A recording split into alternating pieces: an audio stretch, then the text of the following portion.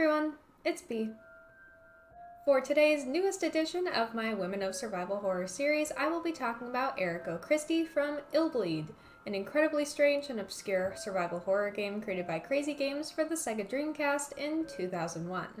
So I know my last video about Haunted Ground was a bit of a heavy one. That game deals with a lot of very disturbing topics, and believe me when I tell you that Illbleed is going to be a pretty big breath of fresh air, because this is the weirdest, campiest, and most completely unhinged game I have come across in a very long time. So far, this is probably the rarest game I've talked about in this series. Buying a copy of this game can run you anywhere between $150 and $1,000, so I wouldn't be surprised if you probably didn't know this one. Seeing as this is a pretty unknown game, even in the realm of survival horror, unless you're big into watching speedrunners like Punchy, I have an awful lot of plot I'm going to have to summarize before I'm able to really talk in detail about Eriko, our female protagonist, because without some context, nothing that I'm going to say is going to make sense. So similar to my last video about Haunting Ground, I'm going to go over the plot and then talk about Eriko at the end of the video, so if you want to go grab a snack or some coffee, now would probably be a good time. Take your time, I'll wait. I don't have a watch on. Okay! So, just a quick content warning before we get started with the plot summary portion of the video. I will be discussing the topic of childhood trauma. It's nothing too graphic, but towards the end of the video, I will be talking about it in pretty great detail, so if that's going to be difficult for you to listen to, proceed with caution. Please don't feel the need to push through if that's not a subject you feel comfortable with the discussion of.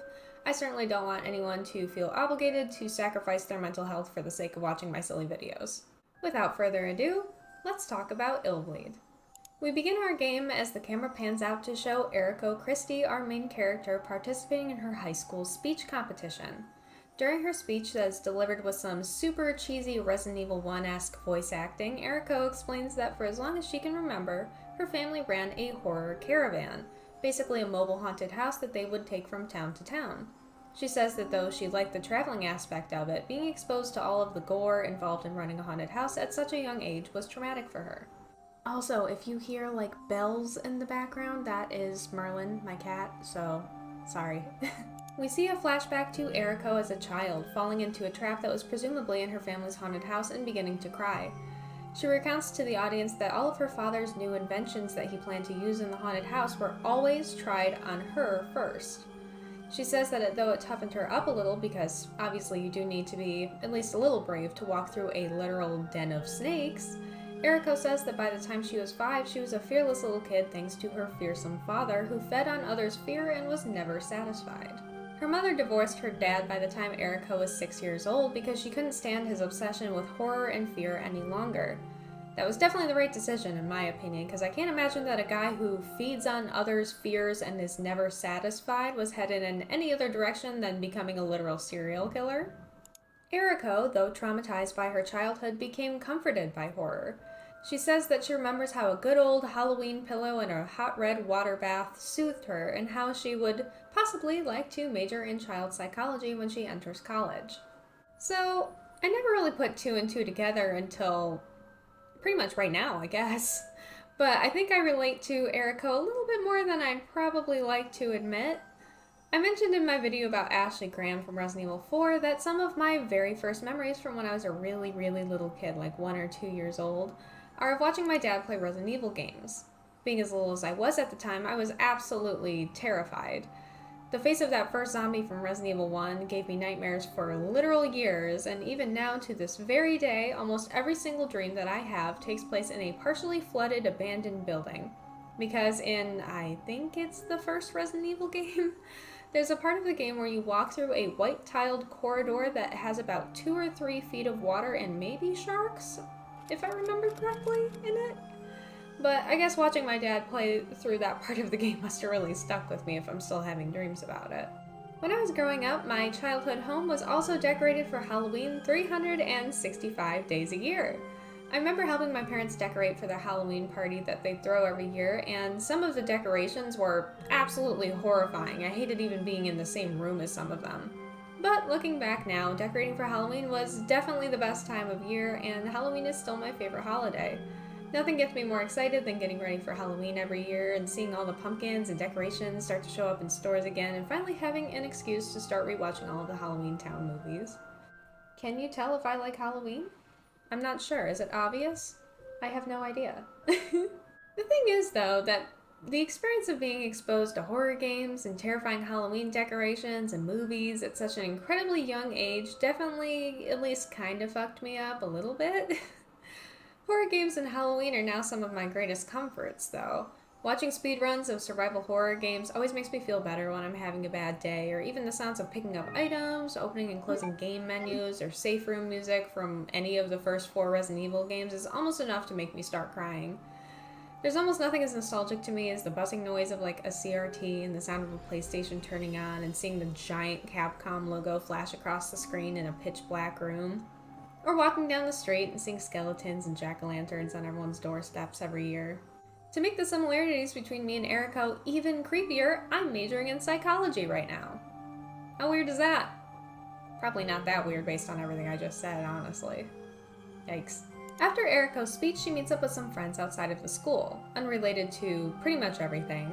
I just want to bring up the fact that it bothers me that their mouths don't move when they talk, but it's 2001, so I guess I'll forgive it.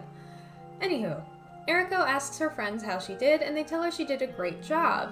And through some kind of clunky exposition, her guy friends Kevin Kurtzman and Randy Fairbanks very naturally bring up in conversation that she's the head of their school's horror research club, which is definitely a real thing schools have, for sure, as well as the president of the student council.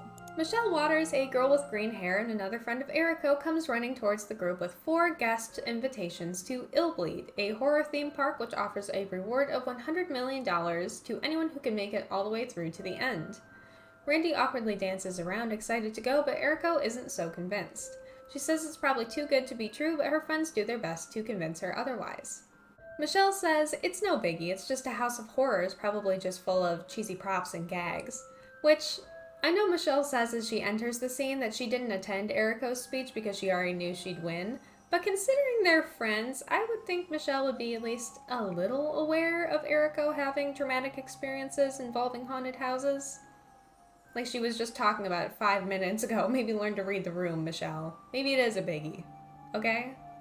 Eriko, being the smarty pants that she is, tries to look at this whole situation logically and brings up the fact that a place like a horror theme park probably wouldn't be able to afford to pay out a prize of $100 million, which seems like common sense.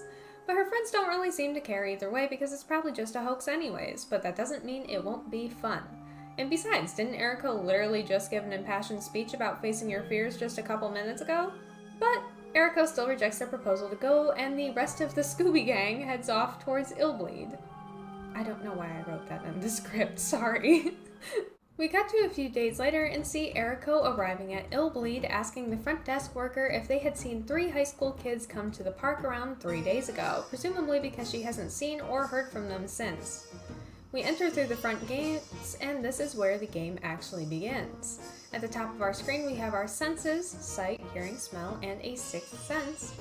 The activity being picked up on the senses can indicate that there may be something nearby, like an item or an enemy.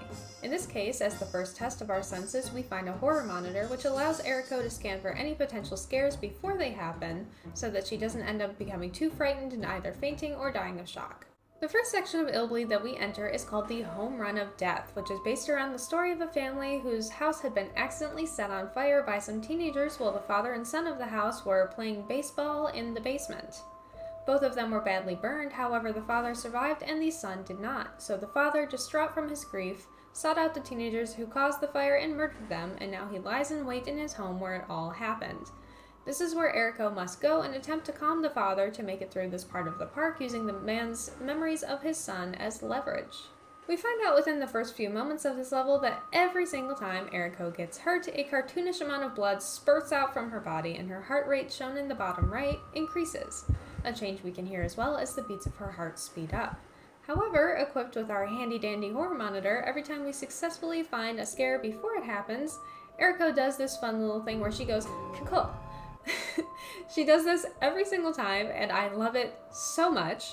I must say and do that at least 10 times a day, and considering how, like, under the radar this game is for, like, a majority of people, unless they're really big into obscure old survival horror games, I doubt a single person knows or would even bother to question why I keep going, cool, like, several times a day. A little further into this level and we come across our first enemy, a skinless thing, I guess. Eriko doesn't have any weapons though, so she evades the enemy's attacks the best she can while saying shoot every single time she dodges and gets to a helicopter landing pad that has suddenly appeared in the middle of the floor and begins jumping up and down on it, frantically waving her arms above her head as a ladder drops down from the ceiling and lifts us away, placing us right back where we were, but this time the enemy isn't there anymore. I'm not even going to bother to figure out how there's a helicopter inside of the first story of an obviously multi-story house, but that's the least of our worries. The largest of our worries should be why there are random steak dinners lying around on the floor of this house, and the even bigger concern is if she's actually going to eat it. I hope not. Anywho, get used to the helicopter thing. That will happen every single time we have an enemy encounter, no matter where we are. As we wander around the levels, we find items like band-aids, which based on the amount of blood Eriko keeps losing every time she gets hit, I can't imagine they're going to help us very much. In the item menu, it even says it's not very effective, but better than nothing, which I guess that's a good way to put it. Later on in the level, we come across our first weapon, a home run bat, obviously referring to the name of the level, the home run of death. As we walk away with the bat in hand, we hear the faint sound of someone talking, coming from somewhere. We lift the bat up to eye level and notice that it has a face and is talking to us, saying, "You're not Jimmy." Hey, you're not Jimmy. Okay. Yeah, of course, I would expect nothing less, actually. That's very reasonable. But anyways, now seems like a good time to mention that the scares in this game, if you end up not catching them and actually getting to see them play out, range wildly from complete nonsense to actually kinda scary. Now that Eriko has her trusty bat, our next enemy encounter goes much more smoothly than the first. She can now hit enemies with her bat, which she is seemingly totally ready for. I mean, she like really leans into it too. And she manages to kill her first enemy, and we find out that if she can defeat the enemies herself, the helicopter rescue becomes unnecessary. Turns out, Eriko is kind of a badass, and she may not have been kidding when she said that you learn to become brave and face your fears when you're given no other choice. So we eventually find ourselves in the basement where Jimmy met his demise, and standing there with his bat, we enter a cutscene where Eriko, being machine-pitched baseball, hits a home run over the fence, which prompts the scoreboard to lift up and reveal Jimmy's horribly disfigured father standing behind it, limping towards us. And guess what? No, like seriously, guess. He has a flamethrower. Love irony. Nice. We make our escape from this initial encounter only to be continually pursued through the winding corridors of the basement. We have another significant encounter with Jimmy's dad as he cries over what he believes to be his son's body lying motionless on the bathroom floor, dragging the body away by its arm and down another corridor. We later come across the body and realize that this isn't Jimmy, it's our friend Kevin from school, lying unconscious in a room which has just begun to have a gas leak which could lead to a potential explosion. During our fight with Jimmy's father, we begin beating him to death with his son's own bat as he attacks us with his flamethrower in a room that is currently having a gas leak. Literally, what is crazier between these two things? I couldn't even begin to tell you.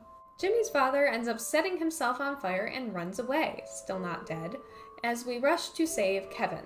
He wakes up in a rather chipper mood for someone who is literally dragged around this man's basement like a dead body for God knows how long, and he announces that Eriko is his savior and gives us a very happy woohoo! Okay. Eriko just says he's crazy. As we make it to the end of the level, we enter the final showdown with Jimmy's dad, who is now absolutely gigantic, and somehow we are in water? I don't know. Anyways, we very clunkily platform our way across various rafts floating in the water, while dodging Jimmy's dad's attacks, and we make it to the other side only to find a control room with a man controlling the giant animatronic of Jimmy's dad, talking about dinner plans with one of his co-workers over his walkie-talkie.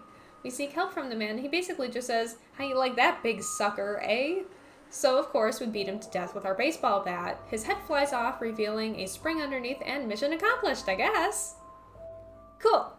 The second level of Illbleed is called The Revenge of the Queen Worm, which is about an unsolved massacre that happened at an RV campsite 4 days ago, leaving no survivors and no witnesses.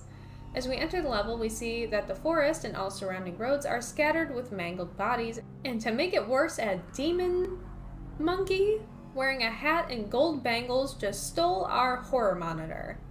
Oh, just kidding. It's called a monk killer, apparently. Pardon me. Anyways, this monkey is now standing behind a tree, oohing and eyeing, as monkeys do, as he uses the horror monitor as a sort of X-ray goggles, like the kind that exist in cartoons that let you look through people's clothes, allowing him to creepily stare at Eriko naked. Through his perspective, we actually get to see this, but luckily some well-placed planks of woods and Eriko's arms cover her up. This whole part is gross, and I hate it. Within this same level, ads for recovery drinks called Hassie, which are health items that can be found throughout the game, are posted on billboards located around the campsite. I'll just put it on the screen. I'm sure you can figure out what I'm thinking just by looking at my face right now. The enemies littering a large part of this level are all monk killers, the type of monkey that stole our horror monitor earlier. And during our fights with them, it appears that not only are they all wearing X-ray goggles as well, but when they get too close to Eriko, they begin humping her leg? Again, I hate this. It's so gross. As we progress through this level, we begin being pursued by the worm, which follows us underground and can attack us while we're walking on dirt but not on pavement. We soon find what looks like a car mechanics building with the words "goal" written on it in big colorful letters. As we enter, we see our friend Michelle lying unconscious on the floor, surrounded by a group of monk killers who are all wearing X-ray goggles, again implying that they are looking through the clothes of both of these women and staring down at Michelle's body. We do our best to fight them off and rescue Michelle, who says after waking up, "If you hadn't shown up, God knows what that slimy monkey would have done to me." Again, implying that these monkeys are essentially predators? Perverts? I don't know what to call them, but yeah. We then fight the giant worm, whose name is Rachel, eventually defeating her, whatever, with a flamethrower, releasing its ghost, which cries like a baby, and its dad excitedly says, "At last, we can be together forever. Let's go back to hell." We gas up an old car we find lying around and floor it, driving through some wood planks that were preventing us from reaching our goal before, and thus clearing the level. Cool. The next level is called Wood Puppets, which is based around the story of a lumberjack who created an extremely efficient chainsaw, and then, before cutting down an 800-year-old tree, a face suddenly appeared in the tree's bark, swallowing him whole. When new workers took over the mill, 100 of them suddenly disappeared, and their families began receiving boxes containing wooden puppets, which jumped out and scared them. If they attempted to destroy these dolls, they would spew blood. During this section of the game, we are given the option to play as Michelle, who we just rescued, and I'm going to take them up on this offer because I want an excuse to talk about the differences between Michelle and Eriko. Michelle's character is quite different from Eriko. She's described as being psychic in a way, having the strongest and most sensitive sixth sense out of any of her friends, holding an award by the Spiritual Capacity Association, and being an expert on all things spooky and ghosty. Michelle kind of reminds me of that one girl everyone knew in middle school who would claim that her eyes change color depending on her mood or that she could see people's auras or something. But I do like her as a character, and she serves as a really good contrast to Eriko, who's the more logical friend of the friend group. I also like that when Michelle detects a scare with her horror monitor before it can play out, she goes, instead of Eriko's cool. The duality of man or female Illbleed characters, I guess. During the course of the Wood Puppets level, we are hunted by the ghosts of lumberjacks past, while the worst music I've ever heard in my whole entire life plays. A majority of the enemies in this level are the wood puppets themselves, one of which just so happens to be our favorite Illbleed himbo, Randy, who has been imprisoned in one of the wood puppets, being chased down by a violent, likely undead lumberjack who sings us a funky little song at some point. Ho, going to cut the tree, going to cut the tree, and I got to cut the tree 'cause I love to cut the tree. Yo ho ho, and I'm out of control, I gotta cut the tree. We find out as we enter a room filled with machinery that human beings are being skinned using one of the large machines operated within the lumber mill that turns these humans into wooden puppets by the end of the process. At some point, we fall into a trapdoor which lands us inside of one of these machines, turning us into a wood puppet ourselves, which we will play for the remainder of the level. The lumberjack called the Woodman tells us from this point on we will be entering the hunting area where lumberjacks will actively seek us out and try to chop us down. obviously, and that making it through this area alive is the only way we will be able to become human again. After a very weird wooden limb flailing fight with one of the lumberjacks, we find Randy in puppet form. We return to him his brain, which has been removed during the puppetifying process, and his puppet form is riddled with blood and stabbed with sharp objects of all sorts, so we ask him if he's alright. He says, "Are you alright?" Whoa! Yo, Michelle, you came here just in time. I'm sick and tired of looking like this. Let's get out of here. "Glad you're alright, Randy." We later find an Iron Maiden, which we must enter and close ourselves within in order to become human again. Despite the fact that I'm sure that this was terrifying, Michelle has absolutely nothing to say about it, and she doesn't even make a face. Guess this must just be like a normal Tuesday afternoon for her or something. As we near the end of the level, we find two construction workers attempting to retrieve what looks like a giant tree root from underground. One of them says, "Sorry, we're having trouble getting the boss character out. Hold on a second, please. Hey, we got another customer waiting here. Hurry up." Try turning on the switch again. Okay, here goes. This is the funniest line in the whole game. It's just pure camp. I love it. We fight the horrifying animatronic tree, and that's all she wrote for this level. I'd also like to point out, as far as individual differences go between Eriko and Michelle, Michelle's character sounds much more strained while she's attacking enemies and doesn't look nearly as determined while swinging the weapons either. We don't really get any sort of feel for Michelle's personality in the very limited dialogue we hear from her, but I did want to make sure to include her, seeing as this is a Women of Survival Horror series, and she is in fact a woman of survival horror and serves as a good point of comparison for Eriko. Back to playing as Eriko now, and I would like to take a second to bring up one of this game's mechanics. On your second playthrough of the game, and if you choose not to save your friends, as each level progresses with another friend left behind, Eriko's clothes begin to deteriorate more and more with each passing level. Which means that yes, at some point, if you've taken a lot of damage throughout the course of the game, you can see Eriko naked. This just doesn't sit right with me. I know Eriko is technically 18, but she is in high school, and the whole mechanic is just pretty gross fan service behavior, obviously. I think that maybe what they were going for is like ooh, she's a morally bad person. She chose not to save her friends, so therefore we should have some other morally questionable things happen to her as a result. But I think that that could have maybe done in like another way that didn't involve seeing Eriko completely naked, maybe. Clothing damage mechanics in games are nothing new. For example, battle damage can be seen on Batman's suit in the Arkham series as the games progress, but at no point are we looking at Bruce Wayne's bare ass, are we? No, we are not. Now, I'm not going to bore you guys with the obvious explanation for why a game developer would choose to show a female character naked as a result of battle damage, but not a male character, because we all know why that is, but that does not mean that it was a cool decision on their part. Pretty uncool, as a matter of fact. I mean, unless you're like a 12-year-old boy or something. Continuing on, we enter the killer department store level of the game based on the story of a department store manager who faked a huge sale happening in the store to lure customers in to be killed in his mass murder plot to bail himself out of debt with money he stole from the customers after murdering them. He now haunts the store and has turned each of the items in the store into monsters as well. This is by far the goofiest part of the whole game in my opinion. In this level, scares come from evil bread, talking cakes with eyeballs, a giant bug hanging from the ceiling that you must feed chicken to be able to pass, exploding gumballs, crash test dummies, and Jell-O? I don't know. Don't ask questions. I'm not. We meet Mr. Meat. No, not Mr. Meaty, Mr. Meat.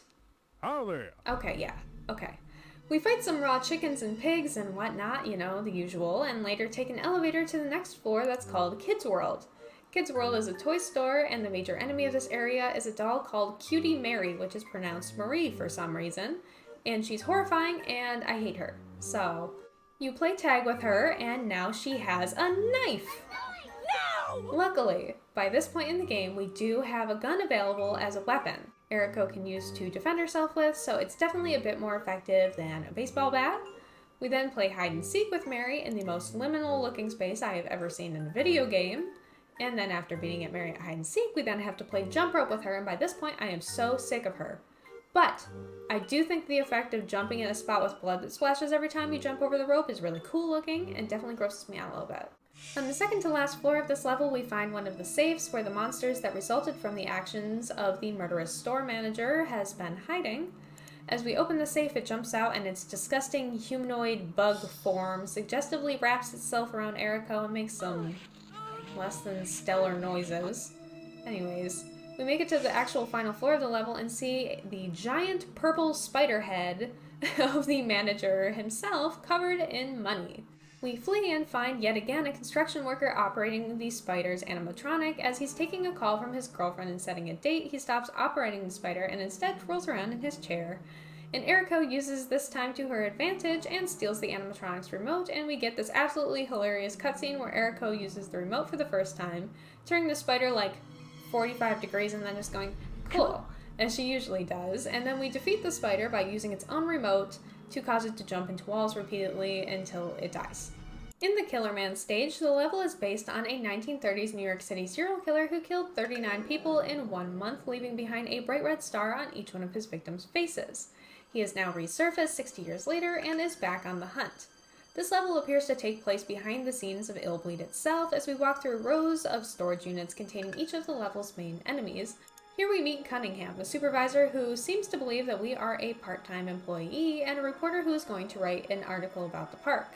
One of the employees, warning the supervisor about the absence of the Killer Man costume and its corresponding storage unit, brings up the fact that each costume costs $20 million. And all I keep thinking is, there's no way this can be a sustainable business model. Where are they getting all this money? Since we're basically in the storage facility for the park's enemies, we're subjected to fighting basically every single type of enemy we've encountered thus far in the game. The reporter ends up finding the body of a man who was murdered in the projector room, marked with the Killer Man's signature star. So, he says, "This is a homicide case. Somebody killed him." Like, no shit, buddy. You think he drew the star on himself? Anyways, one of the killer's next victims warns us as he's dying that Jason is the one who did this to him, Jason being the guy who warned the supervisor about the body in the first place. Jason claims that it wasn't him because the suit reeks of Cunningham sweat, which is interesting that he would know specifically what Cunningham's sweat smells like. The reporter who is helping Eriko investigate the murder says, upon explaining his theory of what happened here to her, killing the workers for some unexplainable reason. Not only that, he tried to finger Jason for the murders and cover up anything incriminating. That'll never not be funny. There's an extra campy little whodunit screen where they ask you to use your clues to solve who the murderer is as part of the Illbleed experience. TM. And it allows you to select the character you believe it to be. It allows you to choose yourself, the player, and as the description for this option says, your abnormality must have led you to buy this game. We end up fighting Killer Man himself as the final battle on this level and then move on to Toy Hunter, the second to last level of Illbleed. The title card for this one is already killing me. I'm 95% certain that this is a toy hunter, literally kicking ass, like somebody's bare ass cheeks with his boot. Anyways, it explains that Toy Hunter is a TV show about Cork the Toy Hunter who is literally going to hell. During this level of the game, we play as Cork himself, so seeing as Cork is a guy, we're going to skip over this part, but just assume that this whole part is insane, because it literally is. I feel the need to mention it. There's this part where a child literally dies, and you hear a voice say, "Henry, sleep in peace. Here's your favorite sexy doll. She'll comfort you." And then a figure of an anime woman with the biggest ass I've ever seen in my whole life falls into the coffin and wishes Cork farewell. How touching, I guess. At the end of Illbleed, as we enter Michael Reynolds Museum, which is a regal-looking building that sits behind its own set of giant metal gates at the top of a hill, we walk in and we find a few items, an axe and a machine gun amongst them. We walk into the grand hall and we hear a disembodied voice say, "Oh, yeah, baby. Now that's what I call a body. Whoa. Come a little closer. I mean, you're going to need someone, something to warm you up, hon. I'll get you a blanket." Eriko crosses her arms over her chest and slowly backs away, and we then see her dad come running towards us. Though his face is now monstrous, somehow Eriko knows that it's him, and to make things worse, the creep that just said all of that really gross shit to her was her dad. He was the one that just said all of that. Ew! Ew! Okay.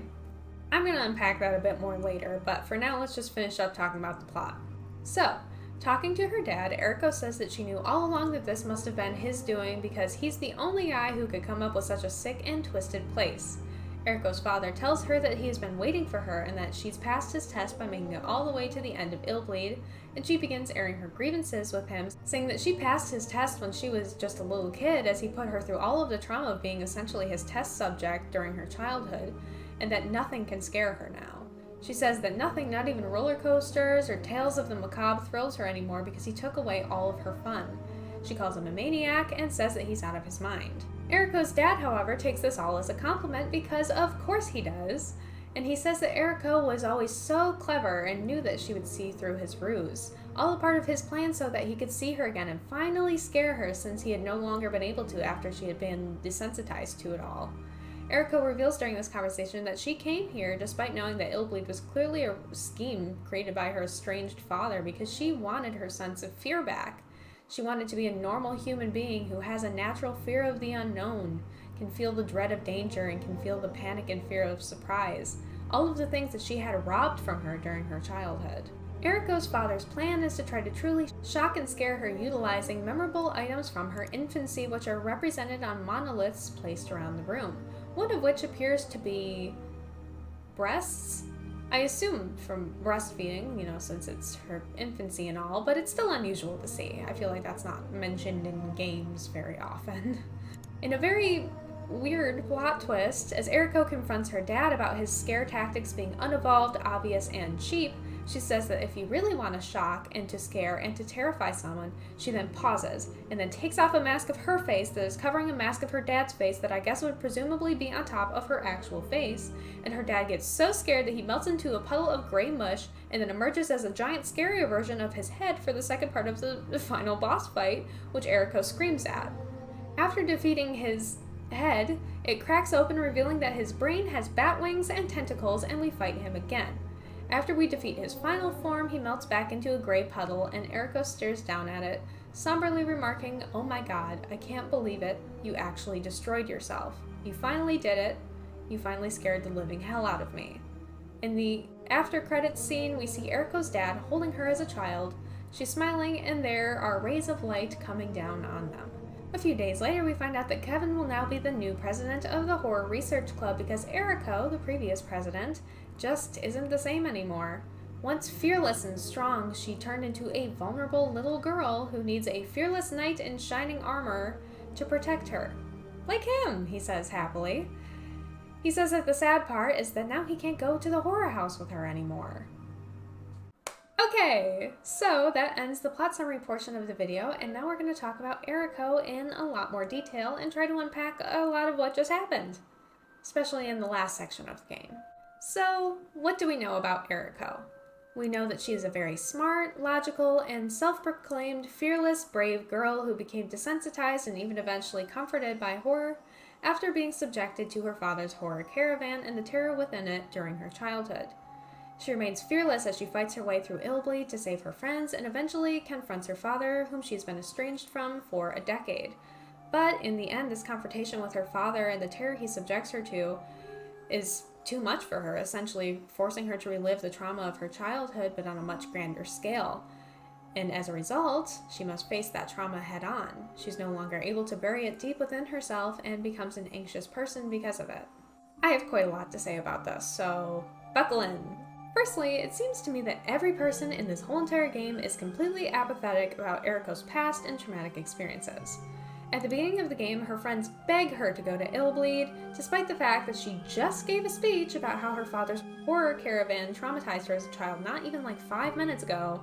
And then at the end of the game, when Kevin, who I assume is now her boyfriend, happily talks about how she needs a knight in shining armor to protect her now that she's no longer a strong or fearless woman after her final confrontation with her father, it feels like he doesn't really care that that happened to her. He cares that now that she's more vulnerable, he can swoop in and take advantage of the situation to get her to like him more, because just based on the beginning of the game and their previous interactions, I don't think they were dating prior to this. It's just truly gross, the message here. that her fearlessness and her strength was her downfall, that she should have never been stronger as a result of her past, and she should have stayed afraid because it's more palatable to men like Kevin who want to play the role of the big strong man, and because it was the wish of her father for her to be vulnerable so she could have been continued to be abused by him for his own amusement. Trauma is a complex thing, and though we can bury it deep down and learn and grow from it, or on the other hand even become desensitized or calloused people because of it, it remains within us. It can be dredged up like bodies from a lake. It can be brought to the surface through reminders of that time in our lives and can hurt us all over again and can make us feel all the emotions we felt like they just happened yesterday, even if they were years and years ago. That's the reality of trauma, and Eriko's experience with it is no different. She did grow from it and became fearless, which on the surface sounds great. It's good to have courage and to be brave, but at the same time, all she wished for was to be normal, as she said. During the confrontation with her father, she wanted to be a normal person with a natural fear of the unknown, the dread of danger, and to feel the panic and fear of surprise, to be excited by scary stories and by roller coasters, and to have the ability to have fun again, all of which was stolen from her by the trauma imposed on her by her father. Trauma has a way of doing that, of making us jaded to the world around us, making us distrustful of everyone and everything, to have the fun ruined for us in situations that would otherwise be happy for pretty much anyone who hadn't gone through the same things as us. And I think that Eriko must have felt that in order to heal from her trauma, she had to become untouchable, cold, completely independent, and for never, even a second, allow herself to be vulnerable. And I'm sure it probably did help for a time, but scar tissue is tougher, but it does reopen easily, much like emotional wounds. I don't think that it's wrong that the creators of this game show that even though Eriko was a tough and strong person in the years following her traumatic childhood, after reliving that trauma and coming face to face with the person who inflicted it upon her, she's more vulnerable and experiencing emotions that she has likely been bottling up and pushing down for nearly a decade. That isn't wrong. Confronting someone who abused you after years of being able to hide and be safe from them would absolutely bring up a lot of those feelings and emotions in a very intense way that would leave a person vulnerable. But what is wrong is the way that they portray this as being an opportunity for a man, a knight in shining armor, to swoop in and save the day. This obviously implies that any woman who isn't impossibly strong or fearless is fruit for the picking and needs to be coddled or protected by a big strong man and can't possibly care for themselves or be vulnerable without the space needing to be taken up by a love interest. I would have loved that if instead of including the scene at the end of the game, they would have shown Eriko maybe giving another speech a few years after the events of the game during college about her experience, or graduating from college with her degree in child psychology, or even just a scene of her talking through some of what she experienced with a therapist, showing that she's working through everything she's gone through in her life, but she's still a strong and capable woman, even if she allows herself to experience all of the emotions that come with trauma. Though I'm not really sure how much we can expect from a game that has a clothing deterioration mechanic that ends in the main character fighting the final boss completely naked. Speaking of, I would now like to talk about the implications of her first interaction with her father during the end of the game, where, though we can't see him, he comments on Eriko's body and hits on her, catcalling her from the balcony in an obviously sexual way. Not that there's really any catcalling that isn't sexual in nature, but what I'd really like to talk about is the fact that Erikos Dad only does this to Eriko. If you play through the ending as Michelle, the other female character, he doesn't do that at all. He doesn't catcall her. Also, after saying that he's going to get her a blanket to warm her up, he comes sprinting towards her, only stopping and being taken aback as he realizes that standing before him is his own daughter, which, one, what was he intending to do if he made it all the way up there and it wasn't his daughter? I'm sure you could probably use your imagination for that one. And two, he says not even 2 minutes later that he had been waiting for her and knew that she was coming, which implies that he did know that the person he was making comments about was his daughter, and that's even worse. Okay? So either way, I feel that this implies that the trauma resulting from her father's abuse may possibly have been the result of something more than just her father's obsession with horror. I'm sure you are probably picking up what I'm laying down right now. All I'm saying is it seems like he's really showing his true colors here. In general, this whole entire situation is just gross.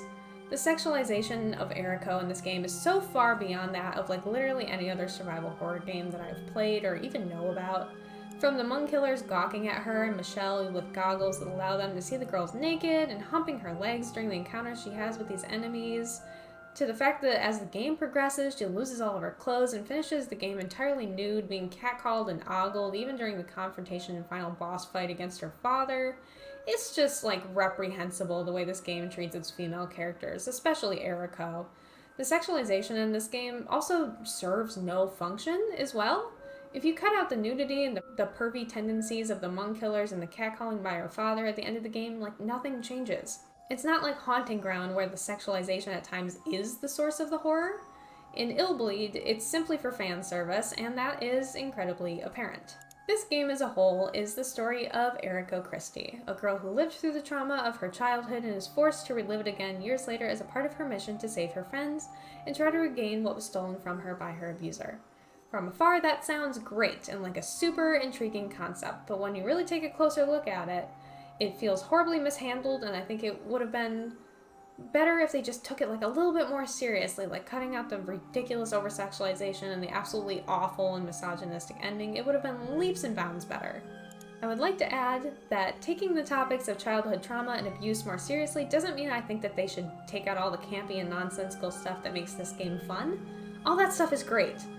I just don't think that taking a traumatized character and saying that her experiencing the emotions associated with that makes her a vulnerable little girl. Don't do that. It's insulting to people anywhere who have themselves experienced trauma and the lasting effects that it can have on you and your mental health even years after the events or experiences that caused it. It's not childish to be upset or to be scared or to cry or experience emotion in whatever messy ways it may manifest itself, because it's part of life and it's a part of healing from trauma. You can't begin to heal those wounds until you take the time to experience the pain of them first, because otherwise, the pain will still be there below the surface, even if on the outside everything seems perfectly fine. Basically what I'm saying is that if you keep pushing those feelings down and down and down, it will only lead to pain down the line. And confronting them can be scary, but it's also a necessary evil. Eriko, I believe, will be better off for having confronted her dad, though in the meantime she'll be more vulnerable. It doesn't change the fact that she is an incredibly brave and strong woman. She saved her friends, she confronted her abuser, and now she must heal from it. But seeing as the callousness and desensitization she felt prior to this was something that made her feel abnormal, I can only hope for her sake that going through all of this and hopefully taking the time she needs to heal from her experience will result in her being happier as a person, being more able to be connected to her own emotions, and able to express them without feeling like she constantly needs to keep herself guarded and shut off from the rest of the world. I know that this was probably a very long video, and I just talked an awful lot about a lot of very sad stuff, especially in regard to such like a goofy and campy game, but I discovered through the hours and hours and hours I spent rewatching playthroughs of this game that Eriko and I have quite a bit in common, and I have quite a bit to say about it. So, I do hope you all enjoyed the video, and I hope you have a good day or night or whatever time it is wherever you are, and I will see you all next time.